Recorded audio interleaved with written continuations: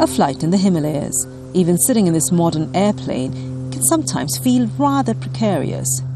But 80 years ago, two Scotsmen, Douglas Hamilton and George McIntyre, took two biplanes, small aircraft with wooden propellers and open cockpits, and flew over the highest point on Earth, Mount Everest.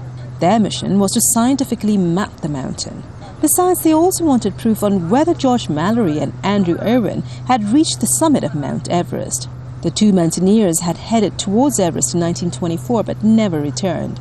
To mark the anniversary of that flight, Charles Douglas Hamilton, the grandson of Douglas Hamilton, is taking a flight over Everest. It's incredible to think that a plane like that could fly over Everest, through the plume, be rattled by ice particles, and that a plane like that could actually be used to complete this feat.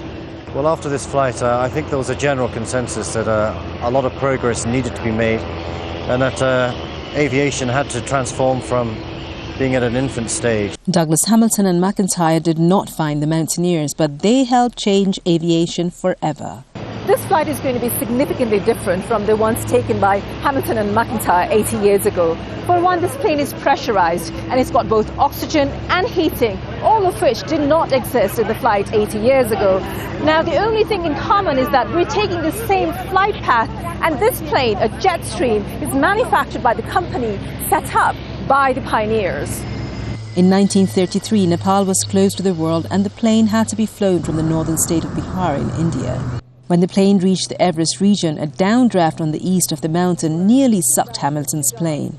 One of the oxygen masks malfunctioned and Hamilton nearly blacked out.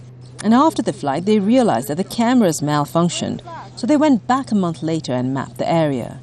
The photographs taken by the two men from the Nepal side of the mountain guided Tenzing Sherpa and Edmund Hillary up Everest 20 years later. These magnificent views can be seen every day now if you take one of the mountain flights offered by the many airlines here. But it was that original flight 80 years ago that made these scenic flights possible.